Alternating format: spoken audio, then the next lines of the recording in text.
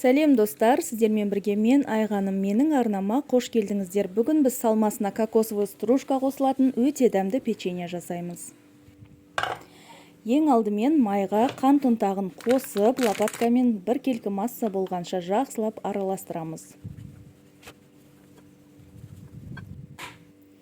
Үстіне жұмыртқаны саламыз.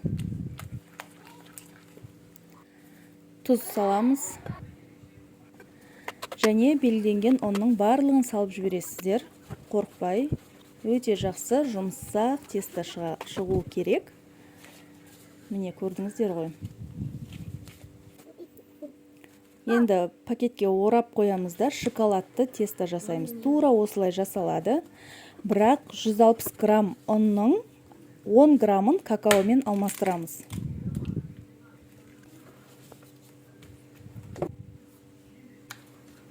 Тұз қосып, араластырып, міне какао мен ұнды бірге қосып жібересіздер.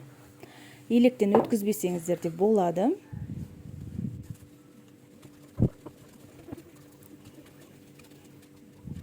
Міне жұп-жұмсақ тесто шықты. Бұны да салафанға орап, енді салмамызды дайындаймыз. Кокосовый стружкаларыңыз ірі болатын болса, осылай кофемолкаға майдалап алсаңыздар болады.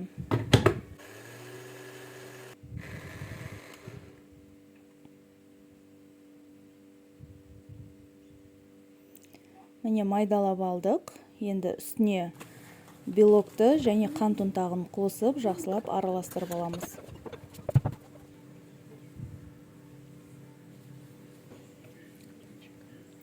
Міне салмамызды, қамырымызды дайындадық. Енді жаямыз. Осылай мен сияқты жайып алсаңыздар болады. Бірақ бұл міндетті емес. Майда-майда бөліктерге бөліп, мраморный құсап шығатындай бөліп алсаңыздар болады. Міне мен теңдей осылай бөліктерге бөліп аламын да, осылай араластырып шарик жасаймын. Формасын әртүрлі қылып жасасаңыздар болады. Қатып қалған қағида жоқ. Қалаған формаңызда жасай берсеңіз болады.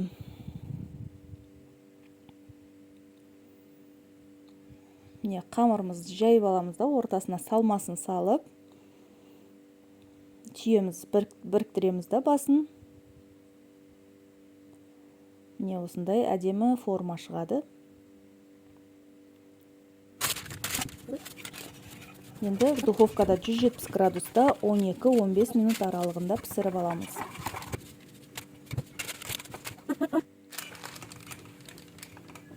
Міне түрі өте әдемі.